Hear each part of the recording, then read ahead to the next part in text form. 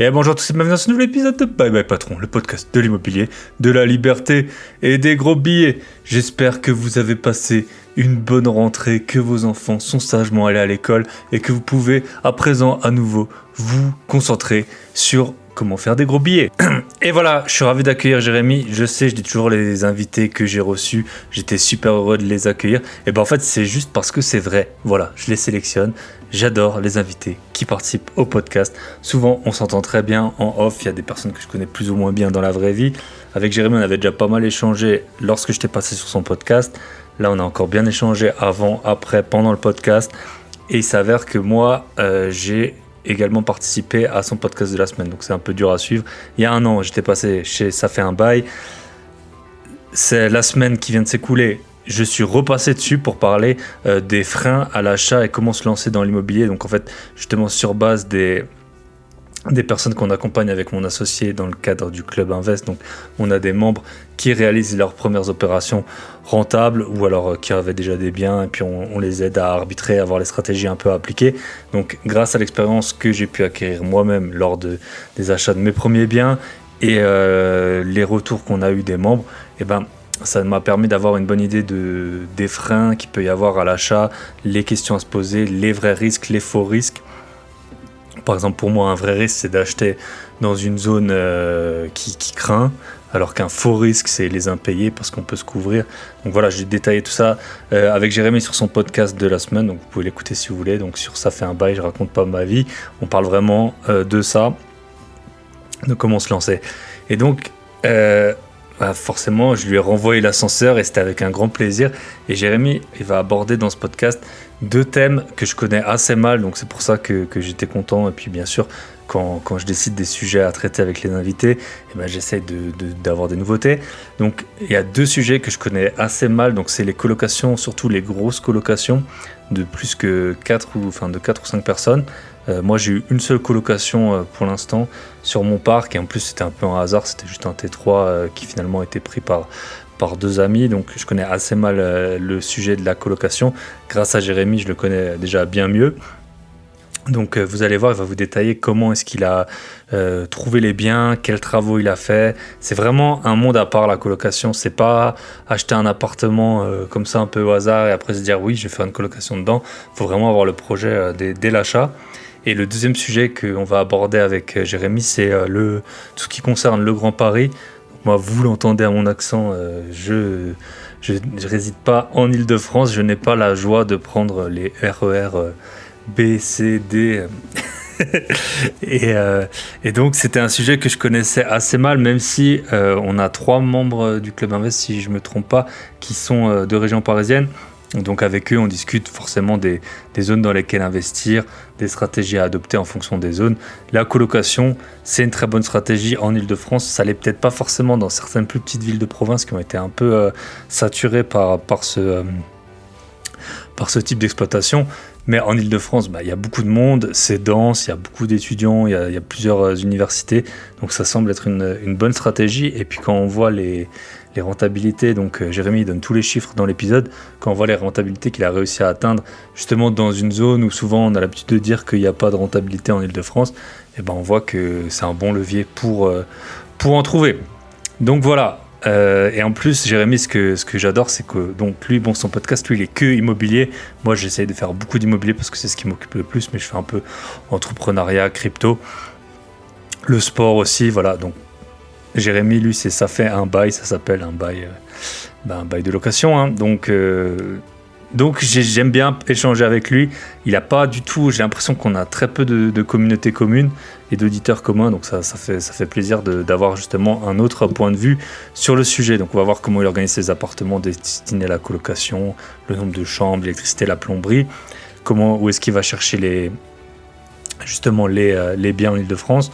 Et puis après, on va discuter rapidement de son podcast parce qu'en fait maintenant il a aussi un business autour du podcast. Voilà, je pense que j'ai fait assez court pour une fois. J'ai eu assez peu de retours sur le podcast avec Marjorie. Les retours que j'ai eu, c'était très bon, mais j'en ai eu beaucoup moins que d'habitude. Je pense que c'est la rentrée, que vous aviez peut-être d'autres choses à faire que faire du crossfit et de l'haltérophilie. En tout cas, merci à Pouette qui m'a laissé un très beau message sur YouTube, un bon commentaire sur YouTube.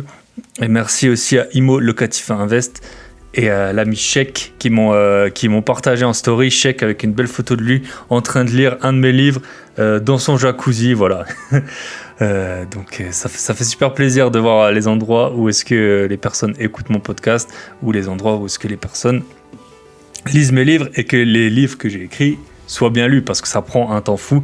Même si mes livres ils sont courts, ils sont pas faits pour avoir le prix de la rentrée littéraire, mais juste pour vous faire gagner des gros billets. Voilà, ils sont courts, mais je sais qu'on a tous des dizaines de livres en attente qu'on veut lire sur des sujets super inspirants, écrits par des personnes super inspirantes. Voilà, mes livres, vous les commencez le lundi. Le samedi, vous pouvez aller visiter et négocier des biens. Donc, c'est ça le but. Sans plus tarder, on attaque. N'oubliez pas, vous pouvez nous rejoindre sur Telegram. Le lien est dans la description. Sur Telegram, là, je vais lancer un sujet. Ça va être sur les décos de Airbnb. Quelles sont les bonnes décos, les mauvaises décos, les idées qu'on peut réutiliser. Donc, vous pouvez me rejoindre sur Telegram. Le lien, il est dans la description. Si vous ne le trouvez pas, vous m'envoyez un mail info@bybypatron.net ou vous m'écrivez sur Instagram, bybypatron. Tous les liens, toujours dans la description. Je vous souhaite une très bonne écoute. Et on se retrouve de l'autre côté avec Jérémy.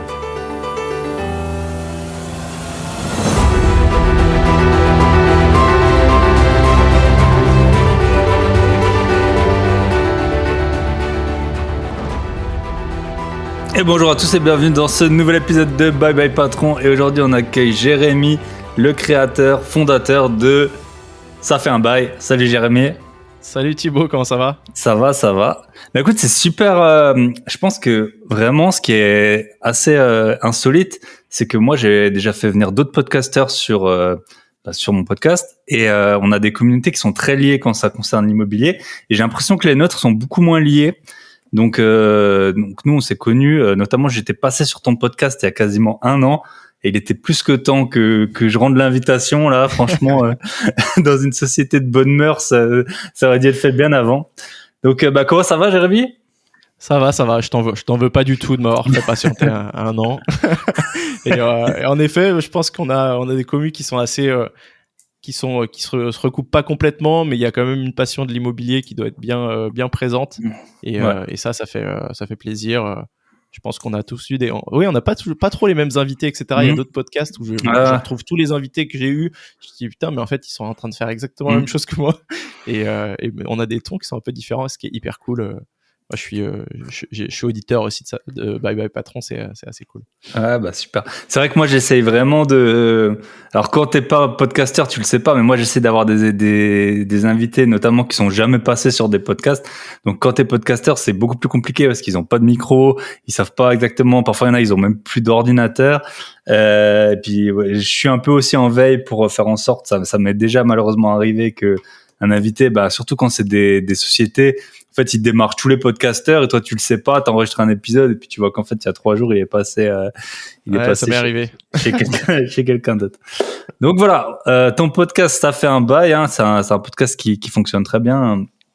Donc déjà, félicitations. Et aujourd'hui, on va parler de 3 thèmes. Je les annonce, normalement, j'annonce pas le plan, mais allez, on les annonce. On tease. On va parler de la colocation, parce que c'est un domaine que moi, je connais très mal. J'ai eu qu'une colocation et en plus c'était une colocation de 2, donc je sais pas si on a le droit de. On va dire que oui, mais c'est pas le plus voilà, fun. c'est ça. C'est comme voir ses abdos, si on est tous maigrichons, ça compte pas. Donc une coloc à 2, ça compte pas. Du Grand Paris et pareil, nous, moi je suis alsacien au départ, donc Paris, bien sûr. J'ai déjà été, vous inquiétez pas, j'ai même de temps en temps, mais c'est pas du tout ma zone de chalandise, on va dire. Et on va parler aussi du podcast parce que toi, t'es podcasteur professionnel et puis en fait, t'accompagnes même des marques pour le podcast. Donc c'est un métier qui est quand même assez nouveau et novateur. Donc on va voir comment. En fait, ça fait un bon parallèle Bye Bye Patron et en plus podcast. Voilà, donc tous mes centres d'intérêt. Super. Et en effet, oui, c'est un métier.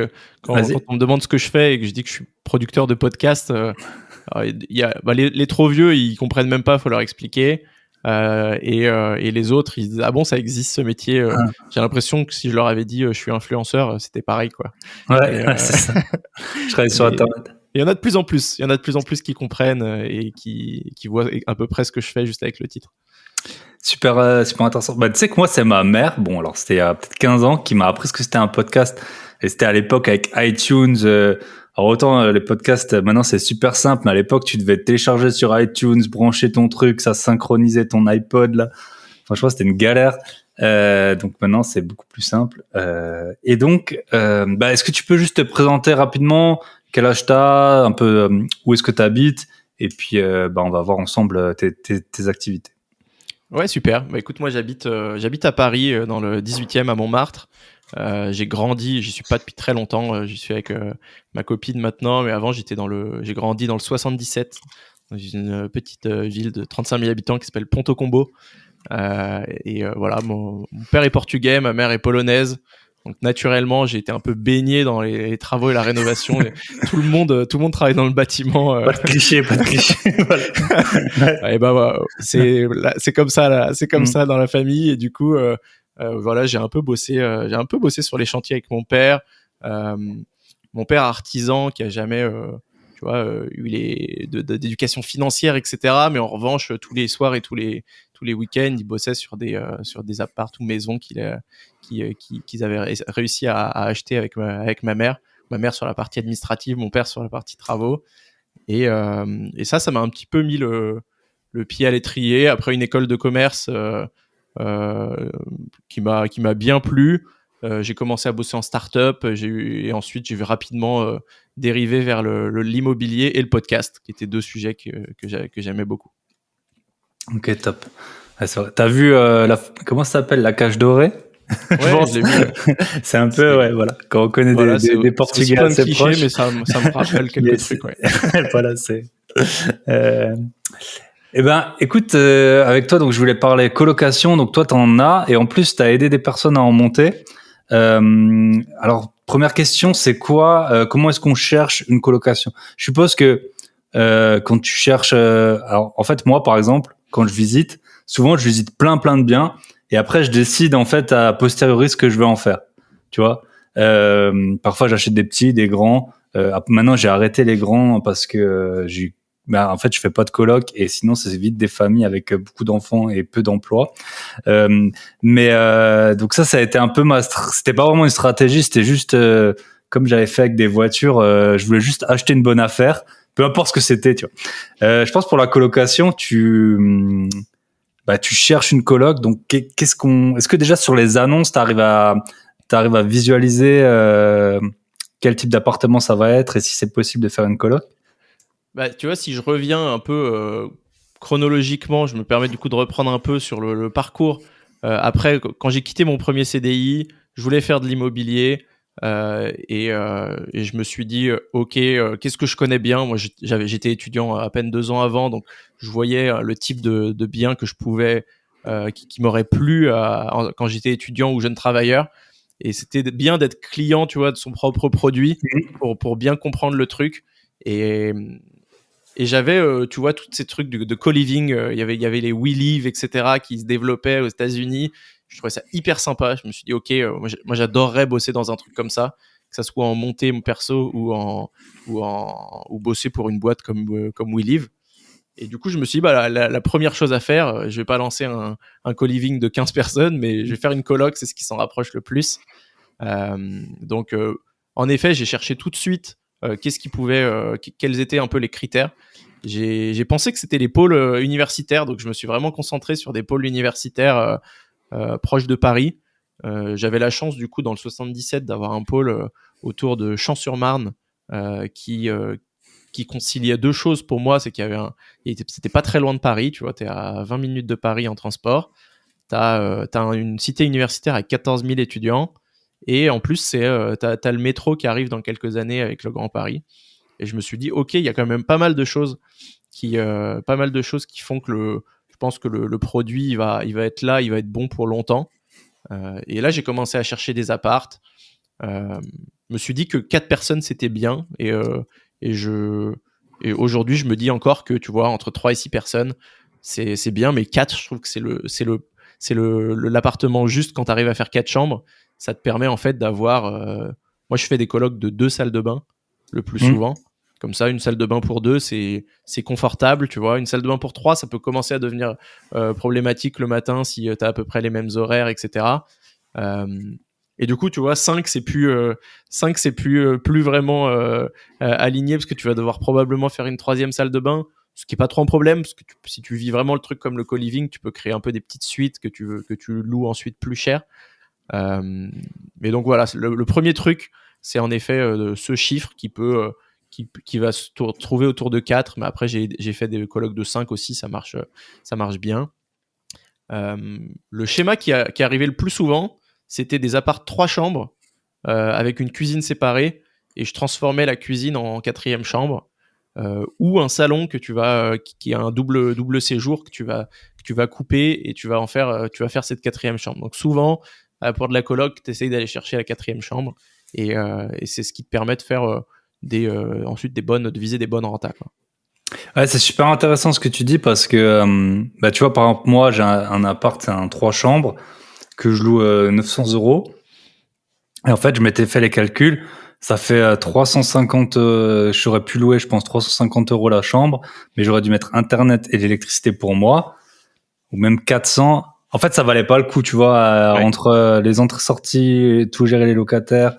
Et en fait, chaque fois que j'ai analysé, c'est vrai, parce qu'en fait, des appartements de plus que 3 chambres, nativement, il y en a pas tant que ça. Et à 3 chambres, en fait, à mon avis, t'y arrives jamais enfin, la colocation peut pas vraiment surpasser une location classique de façon à justifier le surcoût. Et c'est vrai que 3 chambres, c'est vraiment la limite, je pense, pour une seule salle de bain. Mais alors 4, c'est complètement impossible. Ouais, et en effet, alors c'est vrai que c'est des biens qui sont un peu plus les appartements de plus de 80 mètres carrés qui ont cette bonne configuration, il y en a quand même pas beaucoup. En général, quand je vais en visite et que je me retrouve avec d'autres personnes qui visitent en même temps, on est en train de taper le même mur pour savoir si et tu vois, je dis colocation. Ouais, ok, d'accord. Mais en revanche, voilà, je sais pas où étaient situés tes appartements. Sur des appartements coloc autour de Paris, tu peux viser des chambres à 600 € par mois. Finalement, tu fixes le prix à peu près comme un studio au même endroit. Okay. Parce que tu as quelqu'un qui va faire le choix quand il est jeune travailleur. Et je te parlais de la cité universitaire, etc. Il s'avère qu'en fait, la plupart des chambres que j'ai louées pour moi ou pour les personnes que j'ai accompagnées, c'est plutôt des jeunes travailleurs qui rentrent dans la vie active, ou qui sont en stage de fin d'études, mais qui ont des revenus. Et ils ont 2 choix, en fait. C'est voilà, soit je me prends un petit studio, pour moi, soit j'ai envie de vivre un truc un peu communautaire, de rencontrer du monde, de continuer un peu ce truc étudiant que j'avais il y a pas si longtemps. Et là, ils choisissent la coloc. Et si tu fais une coloc qui est bien, tu vois, assez haut de gamme sur les codes du co-living, donc tu vois, là, je vais mettre Netflix, je vais très bien décorer, je vais mettre des draps, etc., histoire qu'il arrive vraiment avec ses valises et qu'il puisse se poser. Il y a le ménage, il y a une femme de ménage qui passe toutes les 2 semaines. Plusieurs avantages à ça. Déjà, t'évites pas mal de friction entre les locataires. Il y a rien qui peut s'entasser pendant des mois, comme c'est le cas parfois en communauté.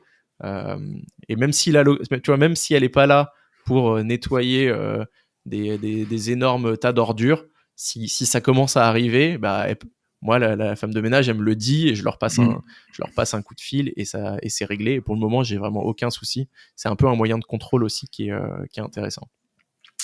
Et ce que tu t'as dit sur Netflix là, parce que moi je l'ai dans les locations courte durée. Ouais. J'ai une question. Alors peut-être que toi t'as la réponse, mais sinon les auditeurs, si vous l'avez, moi ça m'est arrivé plusieurs fois en fait, quand j'avais pas de code sur les Freebox, les locataires, ils ont souscrit à des trucs, et très souvent à des trucs pour adultes, quoi. Et en fait, je me demandais si ça, mais tu vois, je suis sûr qu'un certain public serait très content d'avoir un pack inclus, mais tu peux pas non plus l'annoncer, tu vois, sur la fiche Booking ou Airbnb. Sur du Airbnb à thème, sur du Airbnb à thème un peu love room et tout, je pense que tu peux l'afficher, quoi. Ouais, c'est ça, sur les love rooms. Donc si un de vous fait ça, dites-le moi. Le Disney Plus, j'y ai pensé aussi, mais les trucs pour adultes, si quelqu'un connaît une manière de bloquer les achats depuis la télé, ça m'intéresse aussi parce que tu peux mettre un code, mais c'est vrai qu'au début tu penses pas et tu t'en rends pas tout de suite compte. Donc, ouais. Et tu vois, pour Disney Plus, moi je suis de l'Est parisien, il y a Disney justement qui est pas très loin, et il y a une bonne on serait pas les premiers à le faire, hein, mais il y a beaucoup de LCD Disney justement autour de Disney, avec des petites 2-3 chambres, parce que souvent tu viens avec des enfants, etc. Et ils t'ont mis une déco Disney enfant dans les chambres, ils t'ont mis Disney Plus sur un grand écran dans le salon, et ça marche plutôt bien, je crois. Je m'étais penché dessus un moment, j'ai jamais sauté le pas, mais je crois que c'est pas mal du tout. Ah, mais les LCD à thème, visiblement, ça fonctionne très bien. Ok, top. Et donc, je suppose que vu que tu fais des travaux de toute façon, tu dois viser des appartements où il y a des travaux. Tu peux pas avoir un truc qui a été récemment refait. Ouais, je pense que c'est un peu dans les inconvénients entre guillemets de. Parce que, moi, je vois beaucoup d'avantages, tu vois. Quand je me suis lancé sur la coloc, on m'a tout de suite dit, il y a toujours cet oncle qui va te dire, ouais, ils vont tout détruire, ils vont faire des grosses fêtes, tu vas avoir des problèmes avec la copropriété, etc. Et bon, a priori, c'est depuis 2019, j'ai jamais eu aucun souci de ce type. Mais dans les inconvénients de cette stratégie, il y a le ticket d'entrée qui est relativement élevé. Parce que je pense que si tu veux vraiment une bonne coloc bien optimisée, il faut un 4 chambres. Du coup, c'est un appart de 80 mètres carrés dans une zone où j'ai investi moi, tu es plutôt entre 2 et 3 000 euros du mètre. Donc tu mets quand même un beau billet. T'en as pour 200 000 euros en tout, quoi. C'est ça, 200 000 de l'appart, et avec les frais plus les travaux, tu t'approches vite des 300, quoi. L'appartement, il doit souvent être remodelé. Qu'en fait, parfois tu as l'impression que juste casser un mur de la cuisine ou transformer la cuisine en chambre, c'est pas tant que ça, mais souvent tu dois refaire toute l'électricité, tu dois refaire de la plomberie, etc. Et moi, il y en a qui font pas ça, mais moi je fais vraiment le choix de prendre des apparts qui sont dans leur jus. Comme ça, j'ai l'impression de repartir sur une page blanche et de pas avoir de. Même quand je pouvais faire une petite déviation sur la plomberie, etc. Je l'ai jamais fait. On a choisi avec mon père qui m'aide pour les travaux, du coup, de refaire de remettre tous les tuyaux à neuf pour pas avoir de problème pendant au moins 20-30 ans sur cette partie-là.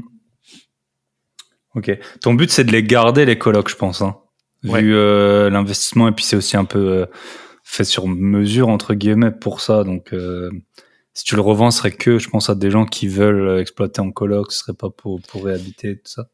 Ouais, j'ai pensé plusieurs fois en effet à comment ça se passerait au moment de la revente, et a priori moi je les garde parce que c'est du cash flow positif, et même avec de l'impôt qui arrive petit à petit, tu t'y retrouves bien quand même.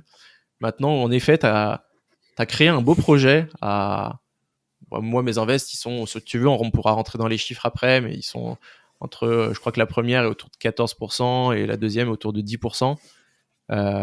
Et en fait, je me demandais si en fait ce projet-là, il pourrait pas être revendu à un investisseur aussi. Ouais, à 8% par exemple. Tu vois, à 8%, tu ferais une belle plus-value, et je pourrais revendre le projet un peu comme si tu revendais, tu vois, un produit financier, avec tout qui tourne.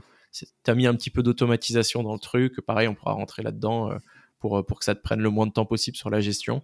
Et je sais pas, du coup, vraiment, je verrai, peut-être qu'un jour je la mettrai en vente à un prix un peu très élevé, voir si ça part. Et si ça part pas, je la garderai. Ouais, voilà, c'est ça. Ah non, c'est intéressant. Et puis après, en fonction t'es jamais à.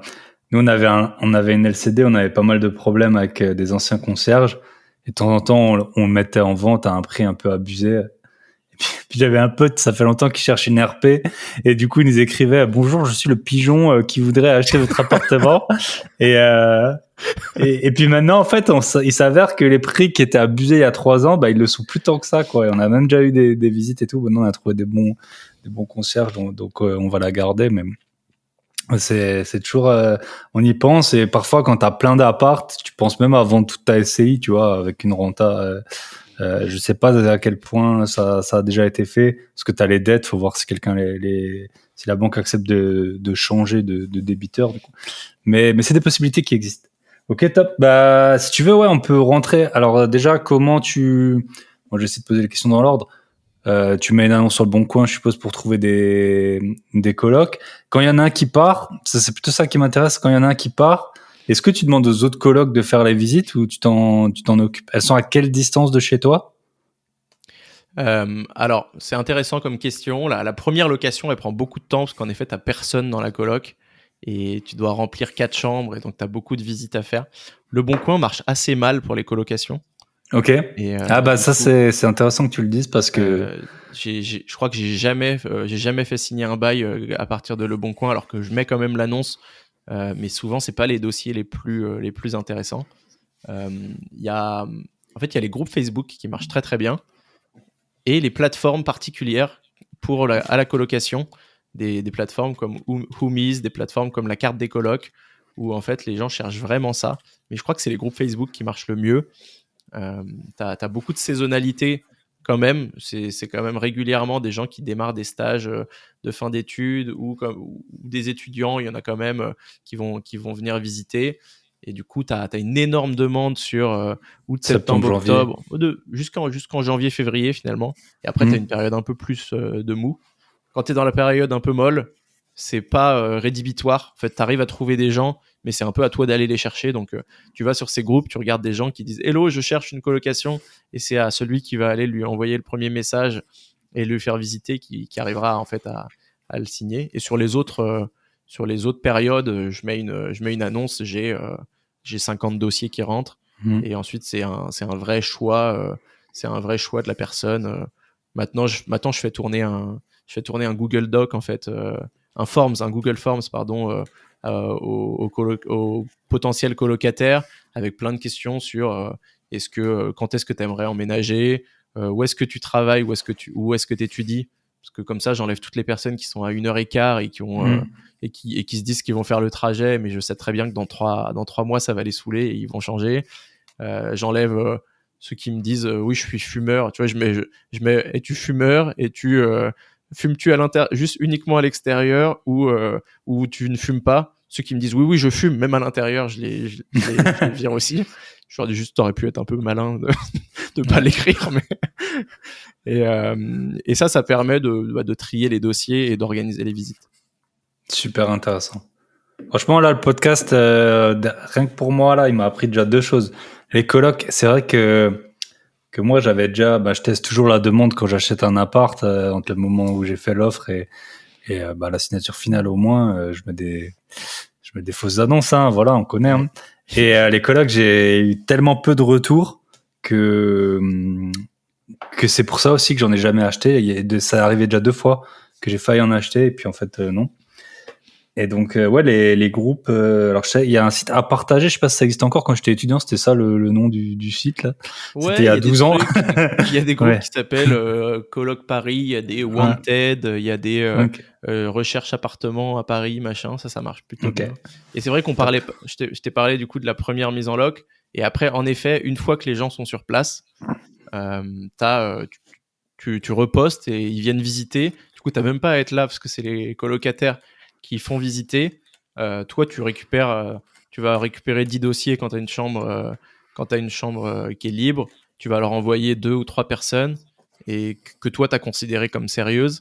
Et à la fin, c'est elles qui vont choisir. Et il y a un vrai sujet sur à quel point ils s'entendent bien dans le groupe. Parce que plus ils s'entendent bien, plus ils vont rester, moins t'as de turnover. Et Ok. c'est ce que tu recherches. Ah, super intéressant. Donc le choix final, tu le laisses à tes colocataires en fait. Ouais, souvent. Si j'arrive, tu vois, si jamais je suis vraiment dans une période sèche où j'ai un seul dossier, bon bah je Ouais. leur dis voilà, C'est lui. machin va visiter et s'ils me disent après, à moins qu'ils me disent vraiment genre non, on se voit vraiment pas vivre avec cette personne, etc. Mais sinon en général, j'arrive toujours à leur envoyer 2-3 personnes et leur laisser le choix. Ok, très intéressant. Autre question sur les salles de bain. Est-ce que tu divises les salles de bain principales en 2 pour en avoir 2, en 2 petites ou... Ouais, souvent. Ouais. C'est aussi Je pense souvent que c'est vraiment plus ça. simple. Sur mes 2 colocs, il y a aussi des espaces placards qui étaient à côté que j'arrivais à annexer à la salle de bain pour agrandir un petit peu. Et en fait, dans 2 mètres carrés et demi, 3 mètres carrés, si tu t'installes bien la salle de bain tu peux mettre une belle vasque, tu vois, mais pas la mini vasque que tu retrouves dans les WC, quoi. Tu mets des WC, tu mets une douche en 90 par 90 et une belle vasque avec un miroir, un sèche-serviette, et finalement, t'as pas besoin de beaucoup plus, quoi. Ouais, super intéressant. Ensuite, tes femmes de ménage, comment tu les donc là, t'as 2 colocs et tu m'as dit quand on s'est contacté la première fois, après t'as encore aidé des gens, donc c'est pour ça que t'as quand même une expérience là-dedans. Comment tu recrutes tes femmes de ménage? Alors pour le coup, tout le monde le fait pas sur les personnes que j'ai. Il y en a qui ont choisi sur ma première coloc, par exemple, je l'ai pas mis en place parce que ça c'est un peu nouveau et ils se sont bien entendus sur le ménage dès le début. Honnêtement, j'ai pas l'impression d'avoir loué plus cher parce que j'ai mis une femme de ménage. C'est plus un gain c'est plus pour toi en fait, sur l'état, sur l'état de l'appartement et peut-être que honnêtement aussi ça aide un petit peu quand même à convaincre. Si la personne elle a le choix entre 2 colocs, elle va aller sur celle où il y a la femme de ménage. Et je les ai trouvés par contact, par relation, des potes qui avaient une femme de ménage, ou des amis de mes parents, parce que c'est pas très loin de chez mes parents, qui avaient une femme de ménage. Et ensuite, c'est des factures auto-entrepreneurs, de manière à pas passer par une agence qui te fait payer le double. Parce qu'eux ils disent oui, mais c'est du type des impôts. Oui, non, mais pas pour moi, parce que. Ouais, c'est ça. Enfin, quand même, ça rentre dans tes charges, mais finalement. Mais c'est pas la même chose que quand c'est de tes impôts perso. Exactement. Exactement. Et combien ça coûte une femme de ménage pour une coloc? Ça te coûte entre 12 et 15-16 euros de l'heure. Et elles font combien d'heures? Elles font 2 heures toutes les 2 semaines. Juste les espaces communs, donc honnêtement, c'est pas très impactant. Non, c'est pas très très cher. Ok. Petite question, je vois ça souvent. C'est le chauffage.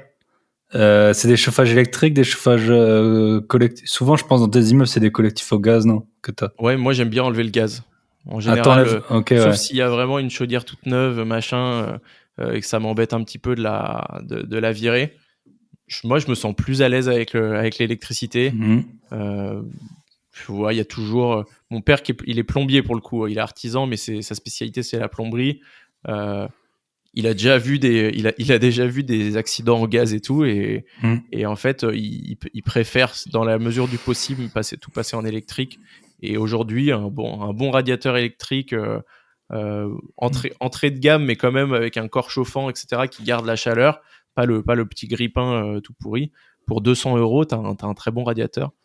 Donc ça te coûte rien. T'en mets 5 dans l'appartement ou 6, et c'est réglé. Et est-ce que tu plafonnes les consos, quelque chose, ou tu fais un suivi? Non, je suis assez open là-dessus. En fait, je gère vraiment les colocs. C'est marrant parce que c'est un auditeur qui m'a dit récemment je me suis lancé dans la coloc grâce à toi, merci pour tous les conseils. J'étais vraiment inspiré par ta méthode de bon père de famille pour gérer tes colocs. Et j'avais jamais mis de mots dessus, tu vois, mais en fait, voilà, quand je les intègre au truc, je leur explique, tu vois, qu'il faut pas dépasser les limites sur la conso, qu'en fait l'appartement il est déjà à temps. Il y a beaucoup d'explications autour de ça, et j'ai l'impression qu'ils me le rendent bien. Tu vois, j'ai un WhatsApp avec les locataires. Dès qu'ils ont un souci, ils m'envoient un message, et j'essaye d'être hyper réactif sur ce truc-là. Et pour le moment, en tout cas, j'ai vraiment eu aucun problème de gestion ou d'abus, parce qu'en fait, on se connaît, on a le même âge, tu vois. Ils ont juste pas envie de me faire du tort, quoi. Ouais, bien sûr. Intéressant. Par contre, t'enlèves le gaz, je pense que c'était c'est dans des appartements, il y a une chaudière individuelle dans l'appartement. Ouais. C'est pas des. Parce que je sais qu'il y a même des gens là avec les DPE qui réfléchissent à enlever le gaz collectif, tu vois. Alors tu payes l'entretien de la chaudière, mais tu payes plus le gaz. Tu peux, mais je l'ai fait. Je l'ai fait sur une des deux, même avec du collectif. Je me suis arrangé ensuite avec la copro pour qu'ils m'enlèvent l'entretien de la chaudière. Ça a été une petite bataille, mais ils ont fini par accepter. Et voilà, ça se fait honnêtement. Et je pense que vis-à-vis des DPE, c'est plus intéressant. Ok, super intéressant. Donc ça, c'est bon. On a dit que tu n'avais pas de problème avec la copro. les travaux. Bah, tu peux nous donner les chiffres peut-être de tes deux colocs? Tu Ouais, donnes ce que alors tu écoute, veux, hein. la première, je l'ai achetée en 2019. Ok. Je me suis noté un peu les chiffres parce que ça fait un peu longtemps, juste avant l'épisode. Tout cet argent qui rentre tous les mois, on s'en rappelle plus. Non. J'irai pas jusque là, mais bon, c'était un vrai bon plan, je pense. Je l'avais payé 169 000 euros pour 84 mètres carrés. Donc on était à 2 000 euros du mètre. Et aujourd'hui, clairement, ça se trouve plus des opportunités comme ça. Je suis toujours, tu vois, j'ai toujours les alertes dans cette zone-là avec ce type d'appartement et j'ai pas retrouvé. J'ai mis 25 000 euros de travaux, mais c'est parce que j'ai passé beaucoup de temps sur le chantier, presque tous les jours. Et que mon père aussi, sur le deuxième, il m'a fait moins de cadeaux, mais sur le premier, et j'ai eu un peu de chance là-dessus. En gros, j'ai mis 25 000 euros de travaux, il devait y avoir plutôt 50 si tu faisais faire ça normalement. 5 000 euros de mobilier, donc ça me fait une opération à 210 000 euros. J'avais mis à peu près 5% d'apport, tu vois, 10 000. Donc j'ai des mensualités à 800 euros. Et, sur 25 ans? C'est sur 25 ans. Et je rentre 30 000 euros de revenus annuels, donc 2 500 euros. Pas mal. Ouais. Pas mal. J'ai 3 ans de différé, donc c'est juillet 2019, donc je commence officiellement à payer mon crédit ce mois-ci. Donc voilà, 3 ans à 30 000 euros. Je vous laisse faire les calculs. Hein. C'est assez rapide. Hein. C'est assez rapide. Si vous avez été jusqu'en CE2, normalement, ça devrait bien se passer. Et vraiment, mon objectif, c'est que je voulais pouvoir entreprendre, lancer ma boîte justement dans le podcast et être hyper serein, pas dépendre des aides ou d'un RSA ou de. D'ailleurs, c'est un truc dont on parle assez rarement, mais quand tu es investisseur immobilier, en tout cas en France, il y a plein d'aides qui sautent, hein, tu n'as plus le droit à ces aides. Donc du coup, c'était vraiment pour pouvoir entreprendre sereinement et il me fallait un vrai premier projet à cash flow. Donc tu vois, c'est quand même dans une barre d'immeuble l'immeuble est pas très joli, etc. Maintenant, quand ils rentrent dans l'appartement, ils ont un peu l'effet waouh et du coup, ça se loue bien. Et dans la vie, quand t'as 90 000 ou je sais pas combien t'as pu garder, même 50 000 euros de côté, tu dors vachement mieux. Hein. Franchement, pour les gens qui ont pas cet argent de côté, croyez-moi,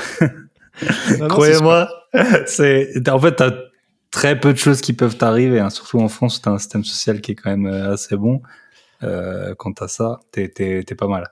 Bah, j'avais eu une opportunité avec quasiment le même appart dans le même immeuble, tu vois. Et je crois que c'était un peu trop tôt, juste avant que j'ai fait le premier, donc j'avais pas saisi l'opportunité. Je regrette aujourd'hui. Mais parce que je m'étais dit, tu vois, c'est bon, je viens de me construire un truc, vraiment un filet de sécurité, un truc hyper serein.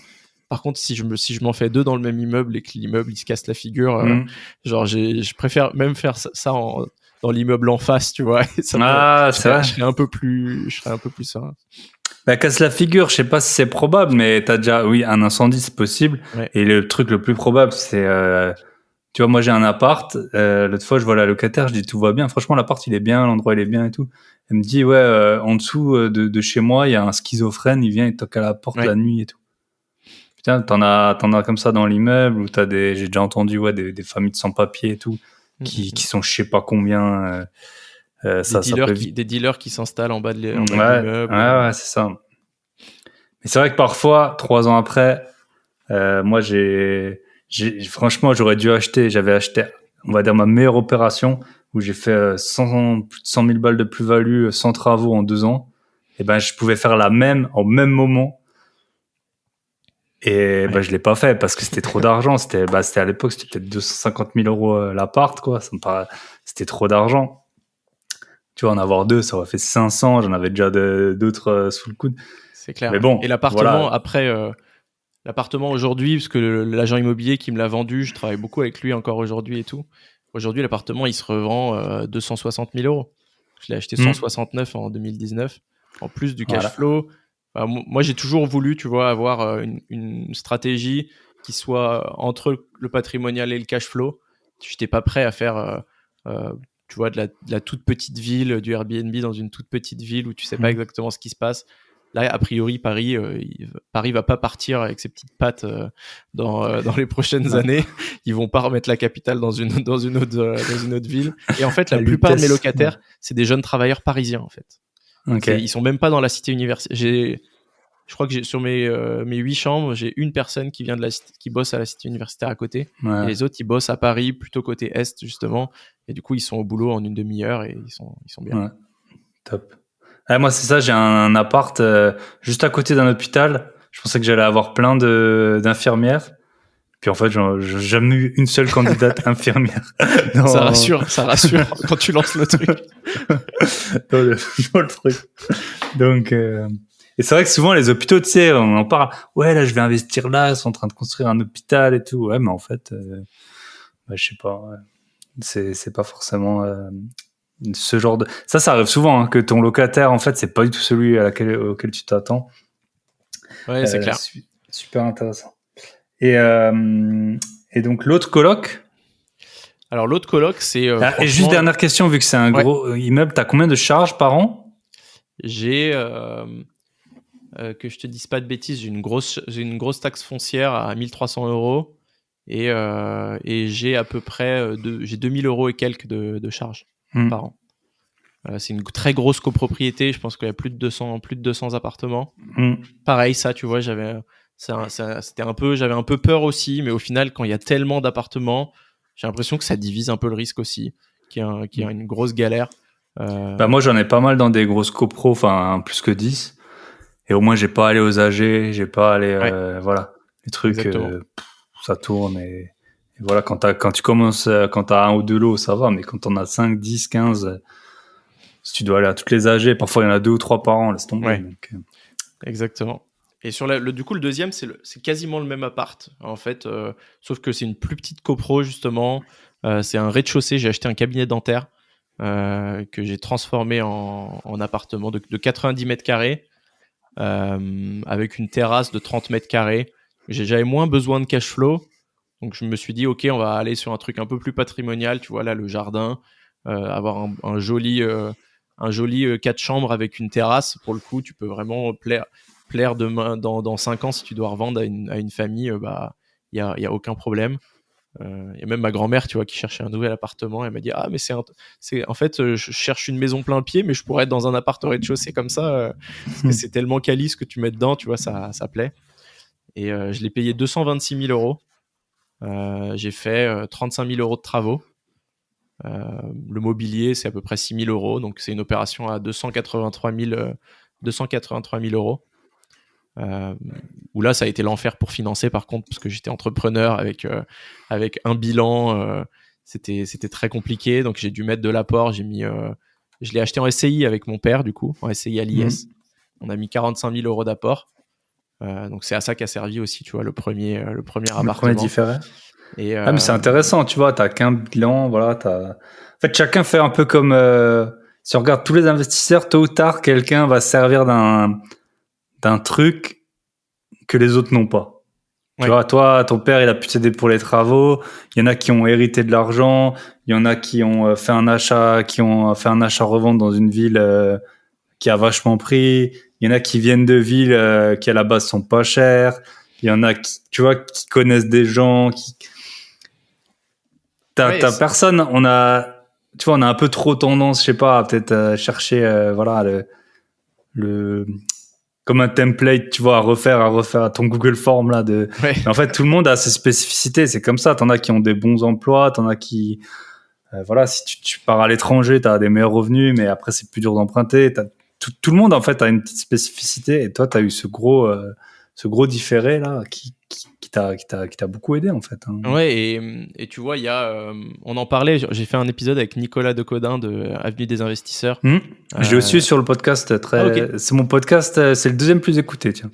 Et franchement, j'ai adoré l'épisode, il a aussi été très bien écouté, et on s'est questionné sur quelle est la bonne stratégie pour quelle personne, tu vois, quelle est la stratégie qui te convient le mieux, et du coup, quelles sont toutes les questions que tu dois te poser quand tu te lances, soit sur ton premier, soit sur ton prochain projet.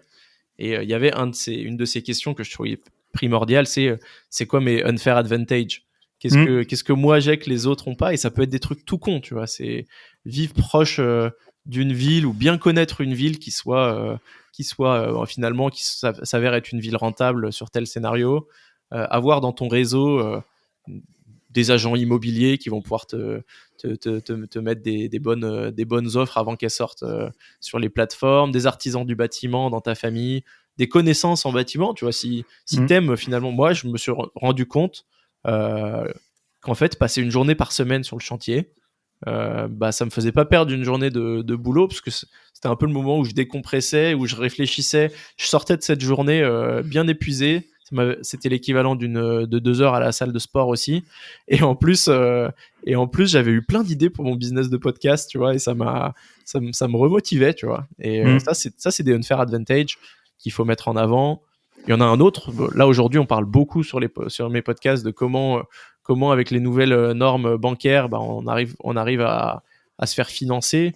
Et un truc, c'est t'as un très bon ami ou un membre de ta famille qui a de la capacité d'emprunt ou du cash. Et ça, c'est un unfair advantage, parce que si vous êtes suffisamment bon ami et qui croit en tes capacités d'entrepreneur ou d'investisseur IMO, en fait, du coup, t'as plus de limite pour investir, quoi. Ouais, c'est super intéressant de se poser cette question. On se la pose souvent quand on investit, notamment dans les startups. Quel est le unfair advantage d'une boîte, ou quel nom, ou tu vois, alors Booking.com par exemple, c'est plus une startup, mais bon, il s'appelle Booking.com. Tout le monde cherche des hôtels sur Booking. Demain, c'est pas, t'as Airbnb qui est venu avec un business un peu comparable, mais tu vois bien comme ils ont pris tout le marché, et ça, c'est un méga unfair advantage. Et en fait, c'est vrai que dans la vie, t'as des gens, c'est comme ça, tu connais et tout. Tu vois, si je prends un exemple très simple, soit tu viens d'un milieu modeste, tôt ou tard, tu vas connaître, dans ton milieu, quelqu'un dans le bâtiment, parce que t'as plein de gens de milieu modeste qui bossent dans le bâtiment. Soit tu viens d'un milieu aisé et tu connais des gens qui ont de l'argent. En gros, donc déjà, t'as quasiment obligatoire d'avoir un unfair advantage d'un côté ou de l'autre, quoi. C'est ça.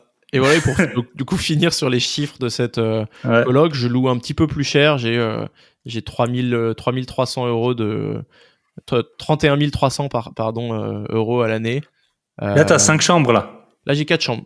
4 chambres J'ai aussi, 4 chambres, mais c'est un peu plus, c'est un petit peu plus, tu vois, j'ai une chambre qui fait 15 mètres carrés, par exemple, que je loue plus cher, où j'ai mis une balancelle, tu vois, j'ai fait une vraie chambre de fille avec guirlande électrique, machin. Enfin, j'ai aussi ma copine qui m'a beaucoup aidé sur la déco, et c'est la grosse différence avec le premier appartement où j'ai fait de mon mieux, mais c'est pas aussi sympa.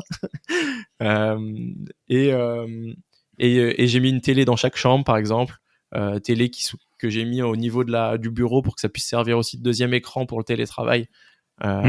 Super intéressant. Et ça a beaucoup plu. Et franchement, pareil, une télé, ça coûte 200 euros. C'est pas le truc qui va, même si tu dois la changer tous les 5 ans, c'est pas le truc qui va baisser fondamentalement ton cash flow. Là, du coup, sur celui-ci, je suis à 1000 euros de cash flow mensuel.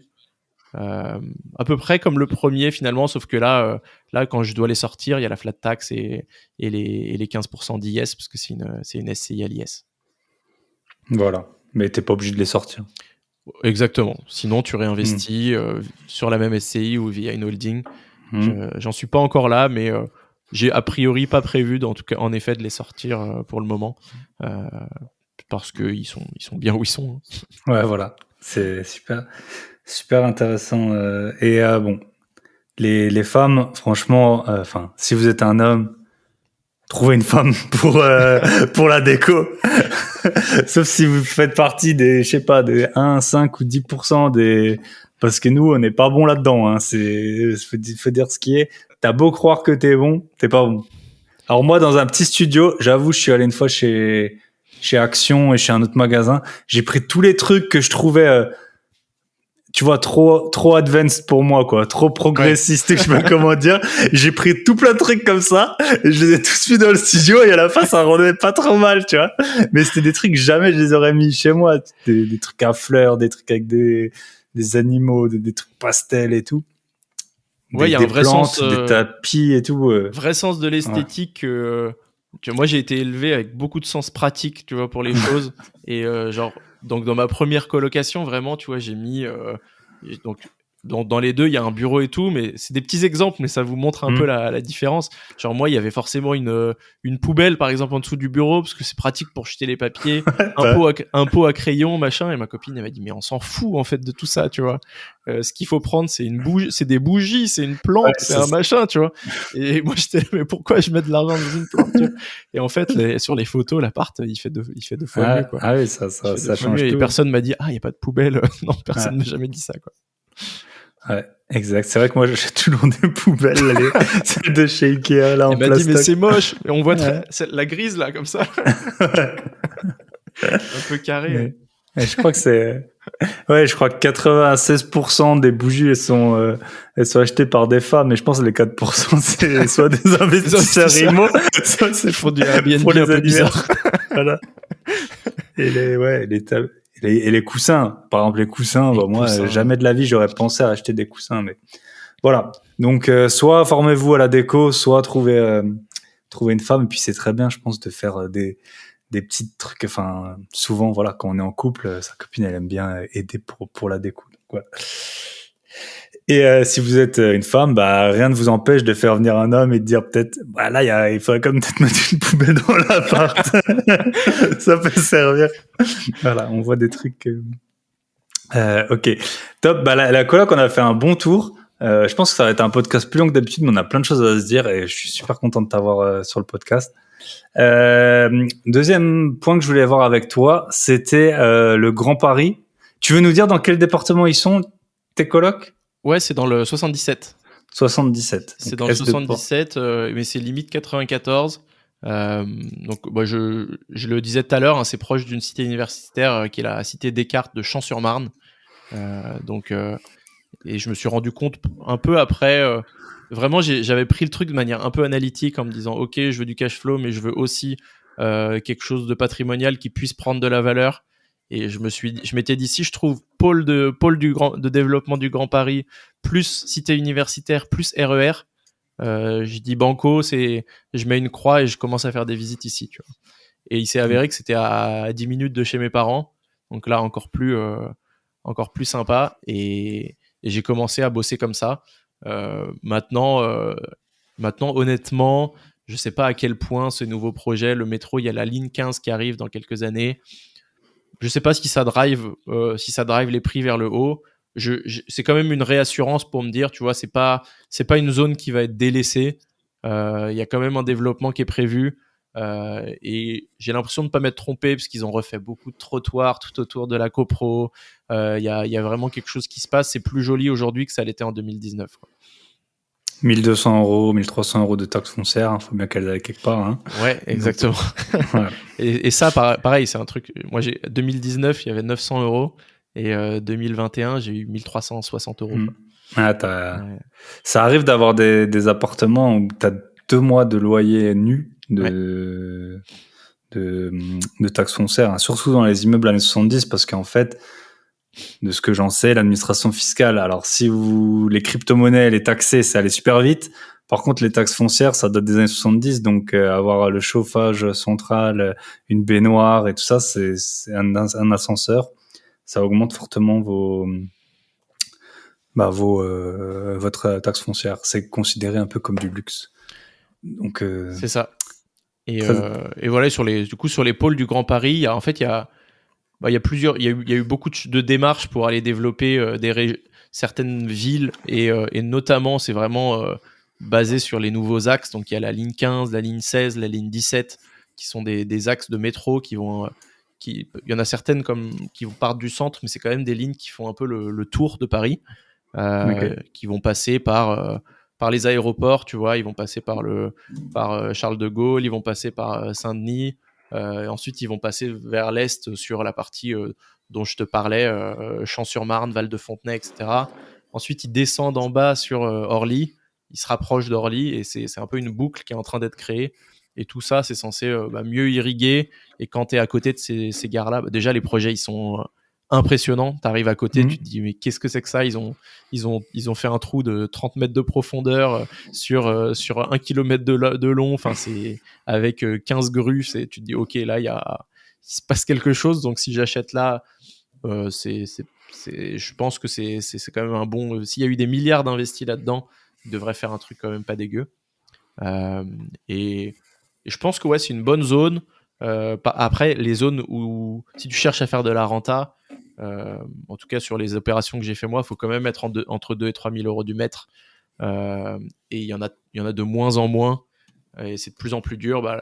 La preuve, c'est que tu vois, j'ai acheté presque 2 apparts identiques, un à 169, un à 226 000, à 3 années de différence.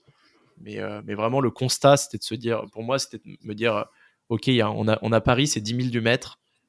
Pourquoi, à 20 minutes en transport, il y a des villes qui peuvent être 5 fois moins chères? Tu vois, c'est pas 5 fois moins bien de vivre là, tu vois. C'est pas, tu peux bénéficier de beaucoup d'avantages de Paris si tu veux sortir, si tu veux machin. T'as aussi des avantages à être à l'extérieur, tu vois, à côté de ma coloc. Il y a un énorme parc qui a pas d'équivalent à Paris où tu peux aller courir, etc. Et du coup, je trouvais que c'était une incohérence de marché. Et je reste convaincu, je suis un grand convaincu que Paris, dans quelques dizaines d'années, ça vaudra 20 000, tu vois, ça va pas s'arrêter de sitôt. Je pense que c'est un bien de luxe. De toute façon, Paris, ça fait 10 km sur 10 km, en fait. Donc, il y a pas un nombre phénoménal de boîtes aux lettres, en fait. Ouais, c'est ça. Et si tu regardes le nombre d'habitants à Paris, il est assez stable, hein. Il a même un peu baissé en 30-40 ans parce que bah voilà, les limites, la ville elle est finie, quoi. Donc, c'est ça. C'est un peu, tu vois, dans toutes ces discussions de NFT, de rareté, etc. dont on a parlé. En fait, moi souvent je me dis voilà, il y a des lands dans le métaverse qui sont partis pour 1,8 million. En fait, d'où une belle vue à Paris sur un monument. En fait, ça pourrait pas valoir 1,8 million, alors que même si c'est un appart de 30 ou 40 mètres carrés, tu vois, un jour c'est ça que tu vas acheter, tu vois, c'est ce truc là. Et du coup, je pense que ça va driver les prix autour. Et c'est un peu le choix que j'ai fait en investissant ici, quoi. Super intéressant. Et après, là, on en parle à fond en ce moment de l'inflation. Bah, il faut se dire un truc. Quand toi t'achètes, ton prix, c'est au prix de l'inflation d'il y a 3 ans, d'il y a 4 ans, d'il y a 5 ans. Donc même si en fait, tôt ou tard, les gens ils gardent le même pouvoir d'achat, les revenus vont augmenter. Peut-être que ton pain il coûtera 2 euros tôt ou tard. Toi, tu auras toujours ton emprunt à 200 000. Et donc en fait, si demain il a la même chose, ça coûtera peut-être 400. Donc il n'y a pas vraiment de raison que ça baisse, surtout quand tu es à 2-3 000. Et après, ce qu'on dit pas, c'est quand tu achètes à 2-3 000 euros du mètre carré, ton risque, il est de 2-3 000 euros du mètre carré. Quand tu achètes à Monaco à, je sais pas, 75 000 euros du mètre carré, bah, le risque que ça redescende à 50, il est peut-être éloigné, mais il existe, quoi. Je veux dire, tu peux perdre 25 000 euros par mètre carré. C'est ça. Et en plus, dans les villes pas chères, tu peux toujours attendre, peu importe ta situation, vu que tes loyers couvrent l'emprunt, alors que dans certaines villes, c'est pas le cas. Toi, tes invests récents, t'es sur quelle base à peu près de prix au mètre carré? C'est vrai que ça a beaucoup, tu vois, augmenté. J'en parlais dans mon podcast qui est paru aujourd'hui. J'ai acheté, alors c'est peut-être un signe qu'il va falloir que je calme les achats. En fait, j'ai une agent qui m'a appelé et elle me donne l'adresse. Elle me dit, vous connaissez la rue? Je dis oui, je la connais. Et après, elle me dit le numéro. Et en fait, j'avais déjà un appart dans cette copro. Mais moi, je savais plus le numéro. C'était un des apparts dans lequel j'avais passé le moins de temps. On avait pas fait on avait fait des tout petits travaux. C'était mon associé qui avait géré et tout. Et je l'ai acheté, pour te dire, c'était un 42 mètres carrés. Alors, c'est dans une ville où c'est pas cher, mais aussi, je l'avais bien acheté. 42 mètres carrés, 63 000 euros en 2020. Et là, j'achète et j'ai négocié comme un chien. J'ai négocié le plus. Le gars, ça se voyait qu'il était, l'agent me disait, je l'ai eu une demi-heure au téléphone, il m'a insulté que je trouve des acheteurs qui négocient autant. Et je vais payer 77 000, quasiment le même bien, on va dire. Ouais. Donc, tu vois, de 2020, je sais plus si c'était 2020 ou 2019, mais je crois que c'était 2020 que je l'avais acheté. Donc, c'est ça. Maintenant, moi, j'avais des villes où c'était moins de 2 000 euros le mètre carré. Bah là, tu vois, je le trouve encore, mais c'est vraiment. À l'époque, les bonnes affaires dans cette ville, c'était 1 000 euros, tu vois. Et c'était longtemps 1000 euros. Et puis maintenant, d'un coup, c'est 2000. 2000, c'est déjà une bonne affaire. Et ben, tu vois, les loyers, ben, on en parlait avant. Pour nous, les colocs, c'est plutôt 350, 400 dans cette ville. Après, pour ce qui est plus connu, j'ai des appartements à Metz. Et là, c'est pareil, alors, il y a une demande de malade, parce qu'en fait, j'ai un appart là, depuis dimanche, j'ai mis une annonce, je l'ai pas remonté sur le bon coin, j'ai eu plus de 100 messages. Et là, les prix, clairement, parce qu'en fait, aujourd'hui, j'ai regardé un appart que j'avais payé, mais je l'avais aussi acheté 63 000 en 2019. Il y en a aucun à moins de 120 000 euros qui a des caractéristiques identiques, quoi. En 3 ans, c'est un truc de fou, quoi. Ça te fait pas peur d'un point de vue, je sais pas, bulle immobilière? Est-ce que tu crois à ça ou pas? En fait, moi, c'est la grosse chance que j'ai, c'est que j'ai fait quelques achats-reventes qui m'ont permis d'avoir du cash de côté. Okay. Et même maintenant, si demain, alors c'est pas ce que je cherche, mais j'ai un bien à 6%, 7%, bah, c'est ok, quoi. C'est pas si grave, tu vois. Mais si j'étais au début de ma carrière, ça ferait trop flipper, hein. Et il y a des villes où c'est impayable. Tu vois, moi, j'ai pas mal voyagé. T'habites t'habites à Bruxelles, enfin, des villes, même à Strasbourg, là, je vois les prix maintenant. T'as des trucs neufs. Je crois que c'est quasiment 10 000 euros le mètre carré. Les gens, ils gagnent, enfin, tu vois, il y a 20 ans, c'était les prix à New York, tu vois, ou même, je sais pas, il y a 15 ans. Ça me fait vachement flipper. En fait, ce qui me fait peur, c'est qu'il va y avoir plein de gens qui ont eu la mauvaise idée de naître trop tard, tu vois. Et ils peuvent rien y faire. Je veux dire, tu vas faire Polytechnique. Combien ça gagne en sortant de Polytechnique? Tu vas gagner, je sais pas, 4 000, 5 000, 6 000, 8 000, 10 000 euros bruts. Tu peux plus acheter un appart normal à Paris. Ouais, même avec 10 000 euros bruts. Et après, qui va te payer plus que 10 000 balles brutes? T'en as combien, les gens? Donc, c'est ça c'est vrai que c'est très, moi, je trouve ça effrayant. Et en fait, j'ai lu un article l'autre jour qu'on m'a envoyé sur la Corée, et qui expliquait qu'en Corée, il y a de moins en moins d'entrepreneuriat parce que les prix de l'immobilier sont tellement chers que les gens, ils osent plus, quitter pour se lancer.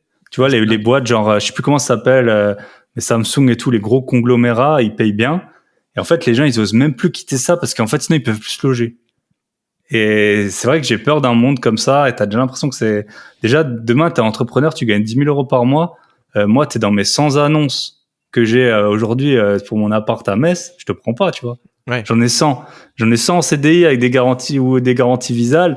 L'entrepreneur à 10 000 euros par mois, je le prends pas. Donc, en fait, c'est peut-être idiot, mais c'est un monde où t'as l'impression que si t'as pas fait de l'argent, si t'as 20 ans que t'as pas fait de l'argent dans la crypto, t'arriveras jamais à acheter un appartement. C'est quasiment ça, quoi. C'est un peu ce que je me dis, c'est que tu vois, il y aura d'autres opportunités qui s'ouvriront, des trucs qu'on n'a même pas idée aujourd'hui et qui permettront peut-être de le faire. Mais en effet, ça va énormément discriminer l'endroit où tu vas pouvoir vivre, quoi. Et il va falloir pouvoir créer des villes aujourd'hui de taille un peu secondaire qui soient tout aussi stylées.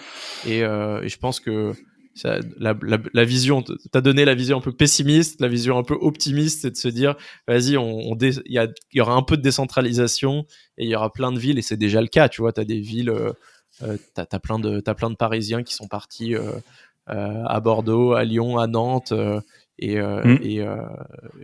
et aujourd'hui, tu as des vraies activités culturelles, des vrais trucs sympas dans ces villes-là. Et j'espère honnêtement que ça sera plutôt ce scénario-là. Ouais, c'est ça qui va se passer. Bah, moi, j'ai de la famille anglaise et qui est venue vers Royan, Saintes et tout. Il y en a plein qui ont... En fait, c'était déjà arrivé, genre il y a 20 ans. C'est ma grande-tante, je sais pas, elle a 80 ans. Donc eux, il y a 20 ans, ils ont déjà fait ce qui est un peu en train de se passer avec... Ou alors, peut-être qu'on va partir dans d'autres pays. Je veux dire, c'est pas non plus une hérésie à l'heure où maintenant presque tous les jeunes ils parlent anglais. Tu peux bosser de n'importe, même les Français, tu vois. Tu peux bosser de n'importe où. On est en droit de se poser la question de est-ce que c'est pas ça la suite, quoi. C'est vrai. Bon, il y a toutes ces nouvelles tendances de télétravail. J'ai des potes qui partent, qui se font des Airbnb, ils changent tous les mois, ils visitent plein de pays, et ils sont freelance et ça se passe. Ou même ils bossent pour leur boîte mais en full télétravail. Après il y a les vies un peu familiales, tu vois, forcément, où c'est toujours plus difficile, mais c'est pas impossible, hein. Mon meilleur pote il vient de partir à Amsterdam avec ses 2 petits garçons et sa femme, pas trop de soucis. Mais c'était même pas vraiment une mutation de sa boîte. C'est lui qui a demandé parce qu'il avait envie de bouger. Et voilà. Et sur les colocs, d'ailleurs, je refais une dernière petite parenthèse parce que je pense que c'est intéressant. Mais en fait, la première raison pour laquelle quelqu'un va quitter ta coloc, c'est qu'en fait, il va se mettre en couple. Ouais. Ça, j'ai fait un post. Prenez des moches, c'est super important. Des colocs moches. Putain, j'en avais trouvé un. Il avait les dents pourries. Le gars, il m'a pas envoyé ses documents. Je me suis dit, lui, il est tranquille. Je pense qu'il reste plus longtemps. J'avais un super locataire, mais c'est vrai, je l'ai vu, il avait des bandes muscu et tout. Si tu vois qu'il fait de la muscu, voilà. Faut pas le prendre. Pas le prendre. Tu prends le geek, là, vraiment le mec boutonneux. Et non, c'est un vrai sujet, tu vois, cette mise en couple. Moi, j'ai eu François Roth de Colonize. Colonize, ils ont levé 1 milliard pour faire des colocations. Ça, c'est aussi un peu rassurant sur la tendance. Ouais, j'ai vu, même à la frontière suisse, là, à Huningue, c'est une toute petite ville, c'est une petite ville. Ils font 300 chambres. Je pense que ça doit être une ville de, je vais pas dire de bêtises, mais moins de 10 000 habitants. Ils font 300 chambres de coloc. C'est ça. Et donc, lui, il me disait, il avait des stats bien précises. Donc, il me disait, première raison, c'est mise en couple et durée moyenne, c'est à peu près 1 an et demi sur le public qui touchait, quoi. Ouais. Et tu vois, c'est intéressant ce que tu dis, parce que moi, j'ai des apparts que j'ai refait entièrement et il y a des apparts que j'ai pas refait.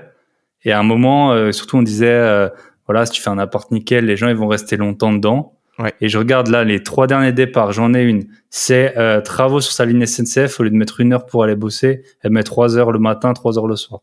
J'en ai un, 20 ans, il va se marier, il me dit qu'on le met dedans. Déjà, sa femme enceinte, c'était un T2. Bon, ben voilà, change de truc. Et celui d'avant en couple. Donc c'était jamais lié. Et c'était, tu vois, dans des appartes que j'ai pas refait, qui sont largement ok, qui sont bien mieux que ceux que j'avais quand j'étais étudiant. Mais je les ai pas refait nickel. Mais si je les avais refait pareil, ça aurait rien changé, tu vois.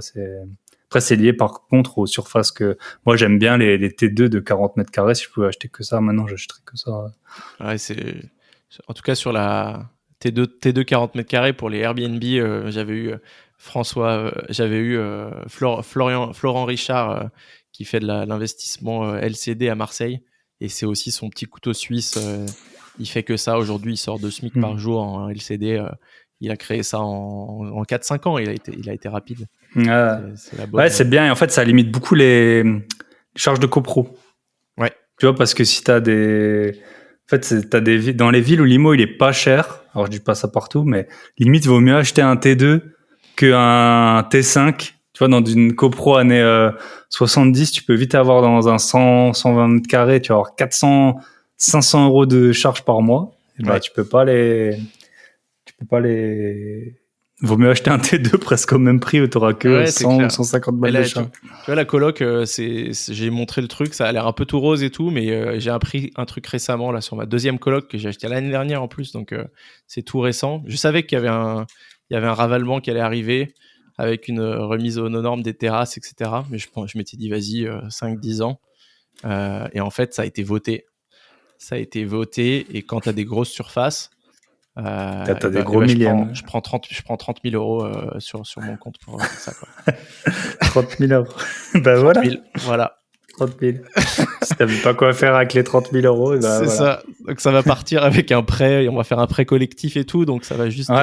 Bon, c'est pas mal ces prêts collectifs. C'est vrai que t'arrives à avoir des taux super bas, et puis, mais bon. Ça va baisser le cash flow, tu vois, donc c'est pas 30 000 à sortir de sa poche, mais.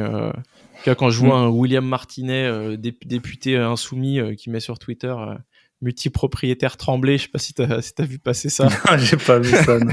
J'ai vraiment vu ce tweet, j'étais là genre, quelques semaines après, j'ai eu ma copro qui me demande 30 000 euros pour un ravalement. J'ai dit, ça m'a fait un peu vriller ce tweet, tu vois. Ok, top. Si on peut revenir sur on a un peu digressé, mais franchement, j'adore parce que c'est un peu des sujets très proches des miens, mais que je connais pas super bien. Le Grand Paris, si demain tu peux donner des pistes de recherche, si demain je cherche un appart pour investir en Île-de-France, je devrais aller dans quel coin Moi, je regarderais vraiment les lignes, tu vois, je regarderais les lignes les futures lignes de métro, Tu mets genre Grand Paris, Nouvelle Gare, t'as pas mal de plans qu'il faut un petit peu étudier. T'en as qui sont prévus pour dans 1 ou 2 ans, d'autres qui sont prévus pour 2030. Quand tu commences à voir quelques croisements, tu te dis tiens, ça a l'air d'être un truc un peu un point un peu intéressant. Moi, je regarde pas mal sur Saint-Denis en ce moment. Donc Saint-Denis, il y a pas mal de restructuration pour les JO. Tu vois, ils préparent vraiment des trucs sympas. J'ai mon meilleur pote qui a acheté là-bas aussi, qui fait une super plus-value aujourd'hui s'il revend, alors qu'il a acheté il y a 3-4 ans. Et tu vois, il y a des nouvelles gares qui vont passer, la Courneuve, le Bourget. Et bon, moi, j'aime bien ce pôle-là. Là, tu vois, je suis en train de chercher dans ce coin-là en ce moment. Maintenant, voilà, autour des nouvelles gares, autour des aéroports, je trouve ça intéressant et assez malléable, tu vois. A priori, tu peux faire de la coloc, parce que tu as quand même des universités qui sont par là et tu as Paris pas loin. Tu peux faire de l'appartement classique. Tu peux probablement faire des LCD autour des aéroports.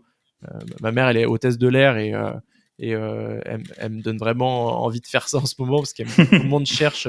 Tu as des contrats de 2-3 mois avec des personnes qui viennent, qui parlent une certaine langue, qui viennent pour telle compagnie, etc. Donc, c'est des gens qui cherchent qui vont prendre un bail mobilité de 2-3 mois dans l'appartement, qui peut vraiment bien se louer.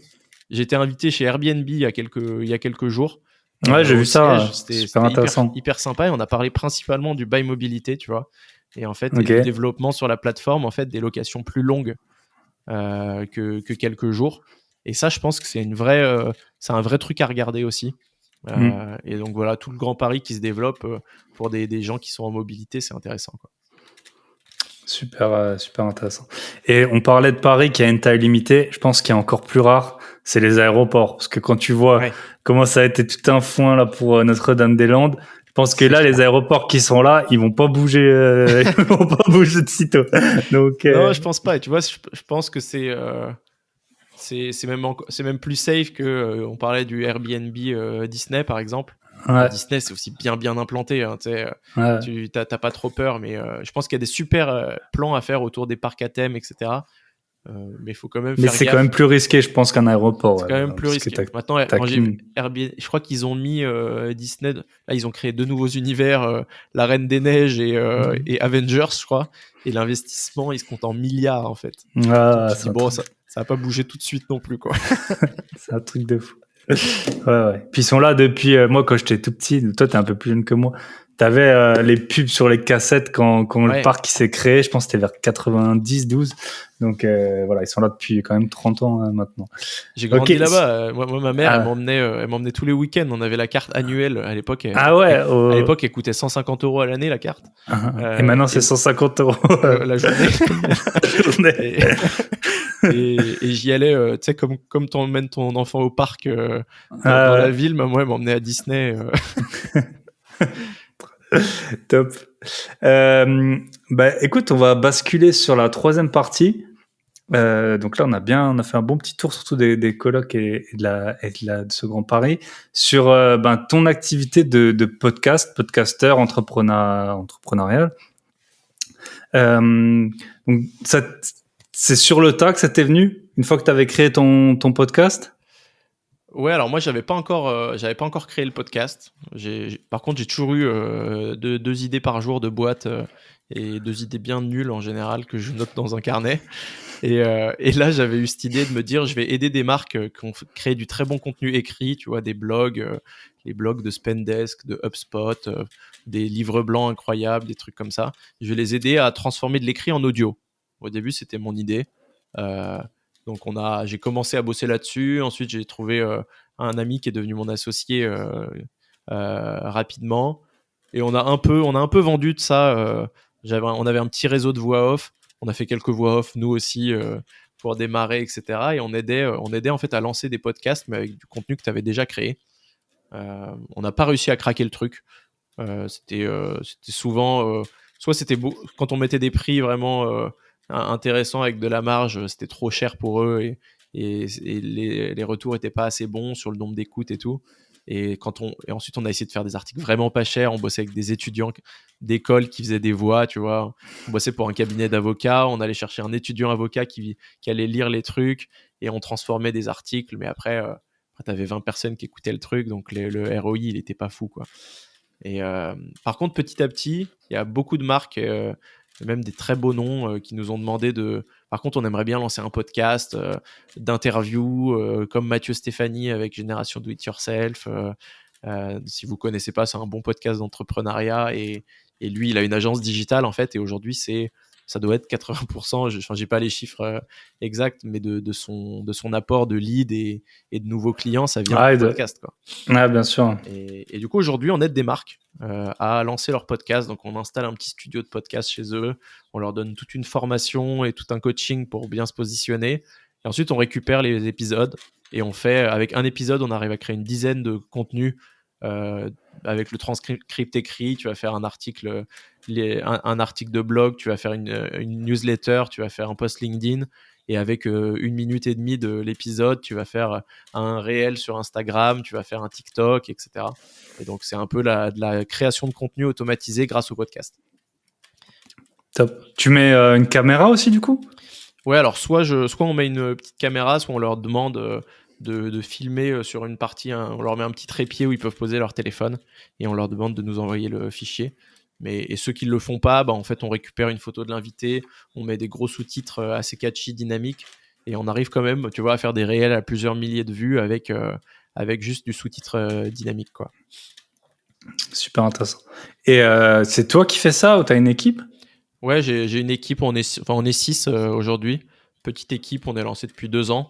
Et comme je te le disais avant l'enregistrement, ça fait un bail, c'était vraiment mon labo. J'ai lancé ça fait un bail pour tester le maximum de choses sur la diffusion, sur l'hébergement, sur la promotion. Et c'est ce qui m'a permis. Maintenant, on fait à peu près 30 000 écoutes par mois sur ça fait un bail. Mon associé, il a un podcast qui s'appelle The Big Shift sur la transition écologique, qui marche bien aussi. On a à peu près la même trend, mais il est plus récent. Donc, il est plus sur 10 000 écoutes par mois. Mais pareil, super communauté, hyper engagée. Et ça nous permet de prouver aux clients que c'est possible. On a lancé une bonne vingtaine ou trentaine de podcasts et il y en a assez pour des clients, il y en a assez peu qui ont marché parce que le client, il a toujours l'impression de savoir comment faire, de vouloir faire ça. Et au début, on n'arrivait pas à lui dire non.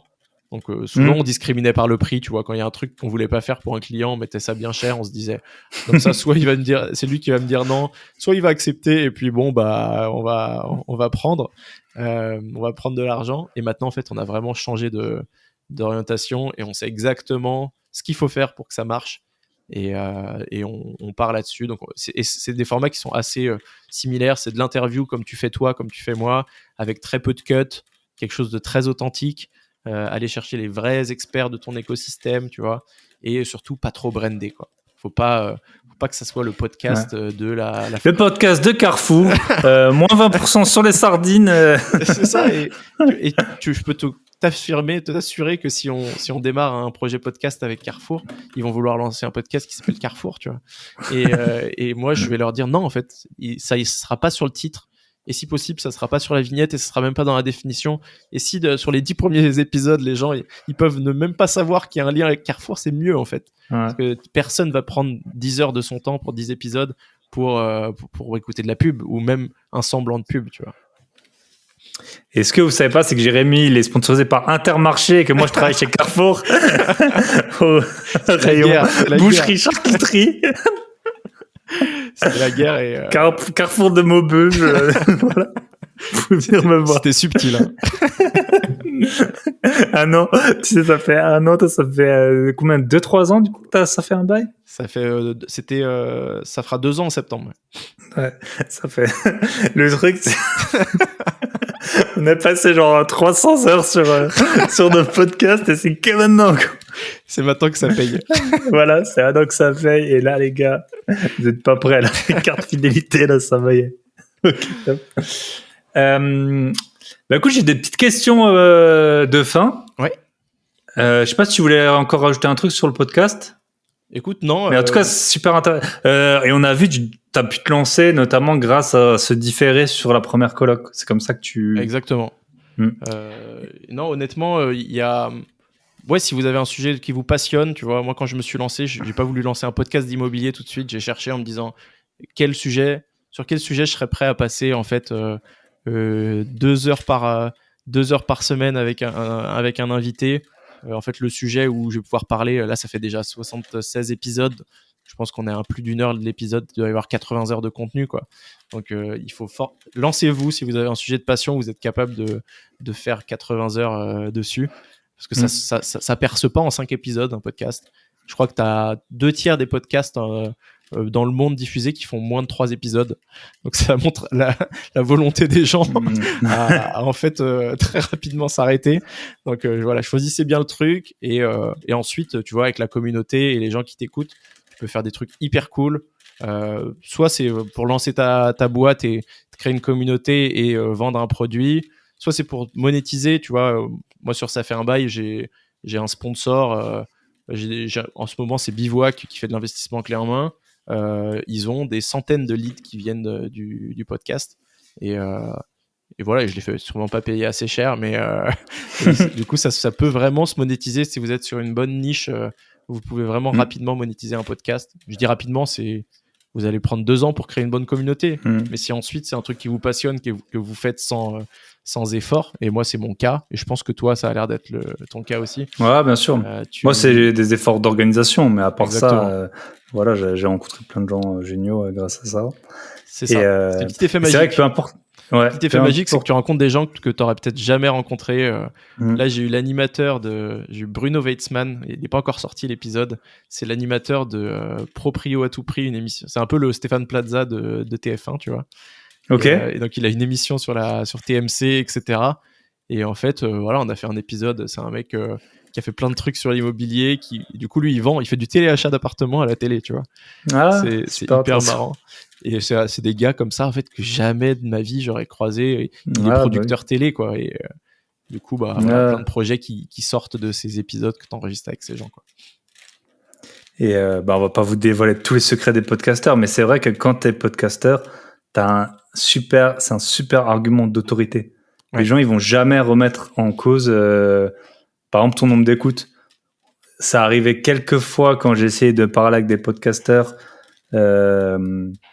qui me demandent combien j'ai d'écoutes pour passer ou non sur mon podcast, c'est vrai. Mais sinon, les gens, ils disent go, tu vois. Go. En plus, les gens, souvent, quand c'est des entrepreneurs, ils aiment bien parler de leur sujet. Et ça, et je pense que quand tu écris un livre, alors moi, j'en ai écrit 2, hein, vous pouvez l'acheter, hein, pour moins de 15 € sur Amazon. Mais quand tu as écrit un livre à succès, je suppose que c'est pareil. En fait, tu as un argument d'autorité et même sur des choses qui vont pas je sais pas, tu peux avoir écrit un livre de médecine à succès et puis après sur un truc un tout petit peu annexe, les gens ils vont, je sais pas, le sport ou les médicaments là, ils vont te croire, tu vois. Alors que l'effet pervers, c'est que vous vous retrouvez à avoir tous les gens que vous connaissez qui vous appellent et qui vous demandent des conseils. Voilà. Et je suis convaincu qu'il y a plein de gens beaucoup plus connaisseurs en immobilier dans leur réseau, mais ils pensent tout de suite à toi. Et du coup, ouais, c'est quand même un bon plan. Moi, je les redirige vers des épisodes. Tu veux savoir, tiens, va écouter ça, et après on en parle si tu veux. C'est un bon point. Top. Tiens, j'ai quelques questions de la fin. J'essaie d'en avoir des un peu nouvelles. Ouais. Quel a été ton voyage préféré? Alors j'ai beaucoup voyagé avec le boulot, moi. Sur mes premiers boulots, je bossais pour une boîte qui s'appelait 1000 Pales. Et c'était un abonnement pour manger le midi, donc il fallait aller signer des restos et tout. Et je sais pas si c'était mon voyage préféré, mais c'est un vrai voyage qui m'a marqué et qui a, je pense, qui a beaucoup drivé ce que j'ai fait. Et je te dis n'importe quoi, c'était même pas avec 1000 Pales. 1000 Pales, j'ai fait Singapour, qui m'a aussi beaucoup marqué, mais c'était avec ma précédente boîte. J'ai bossé à San Francisco pour 3 mois. Ok, top. Et c'est un voyage qui m'a vraiment marqué parce que t'as l'impression d'être dans le futur proche, tu vois. T'as l'impression d'être dans 3 ans. Il y a des trucs qui arrivent. Moi, c'était en 2017.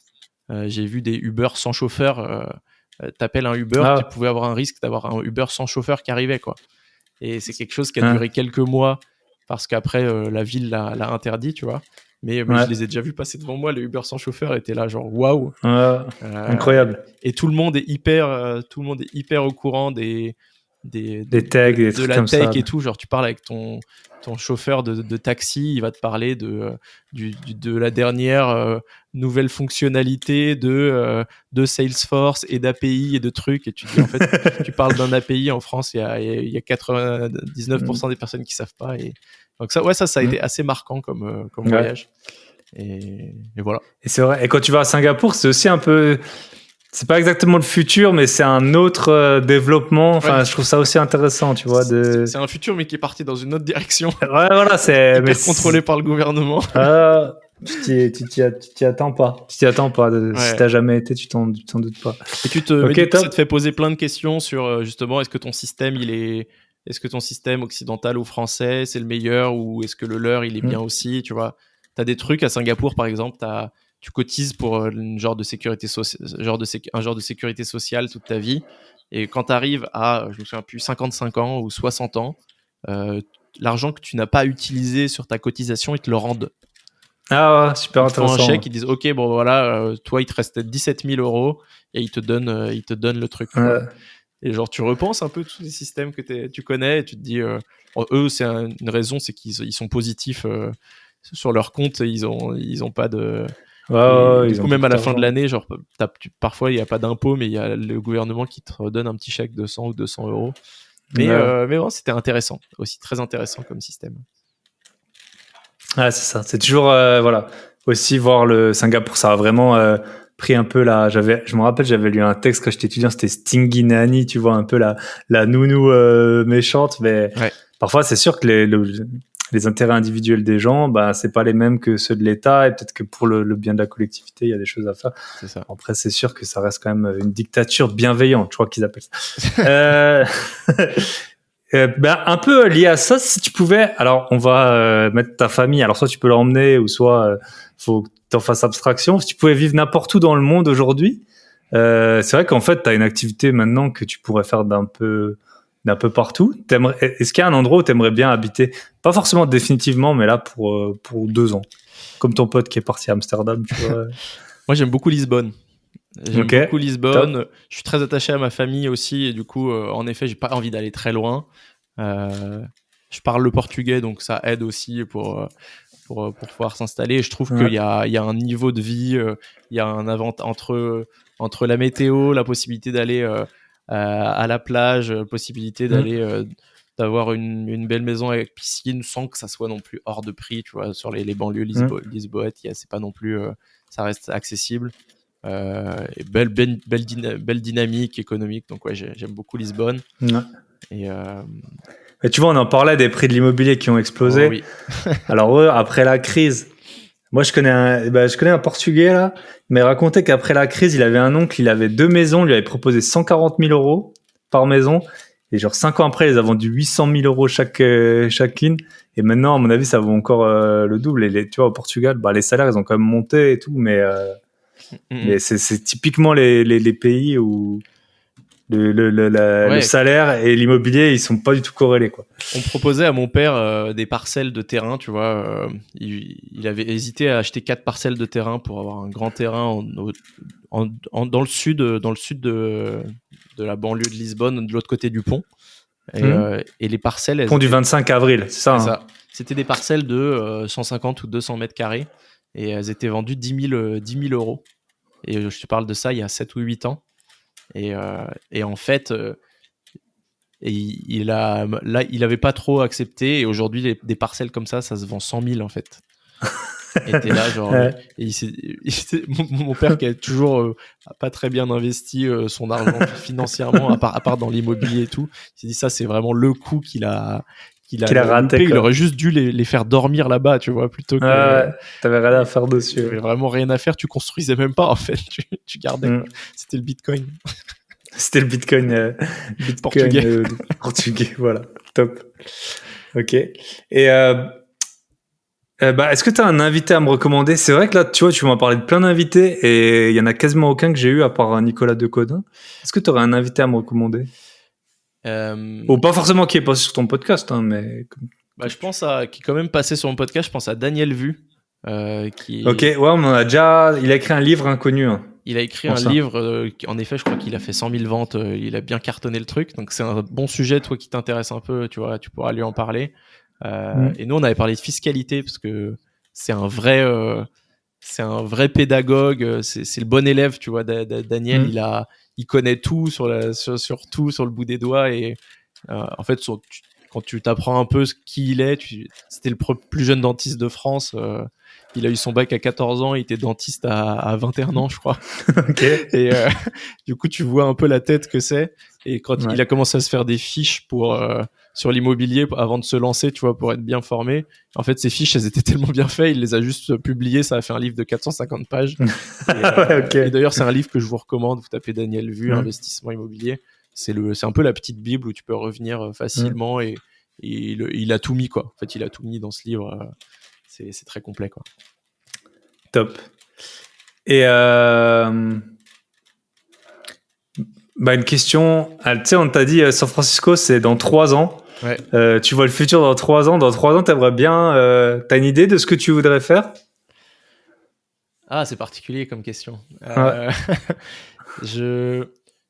Honnêtement, moi, j'aime beaucoup, j'aime énormément ce que je fais aujourd'hui. Tu vois, j'ai pas le même rythme à acheter. Je crois que tu me disais que tu visais 5 apparts par an. Moi, ça me plairait bien de faire un appart par an sur les. Mais toi, t'as un appart avec 5 chambres, donc c'est ça. C'est un peu l'équivalent. C'est vrai que tu vois, quand la coloc, on me dit oui, que la coloc, c'est beaucoup de boulot, etc. En gestion, c'est plus de gestion qu'un appartement. Moi, je réponds toujours, en fait. C'est peut-être plus de gestion qu'un appartement, mais est-ce que c'est plus de gestion que 4 appartements? Parce que c'est plutôt ça qu'il faudrait comparer. Parce que tu payes qu'une fois les charges de copro, par exemple, et qu'une fois la taxe foncière. Et t'as tout au même endroit, alors qu'avoir 4 appartes à 4 endroits différents, c'est une autre gestion, en fait.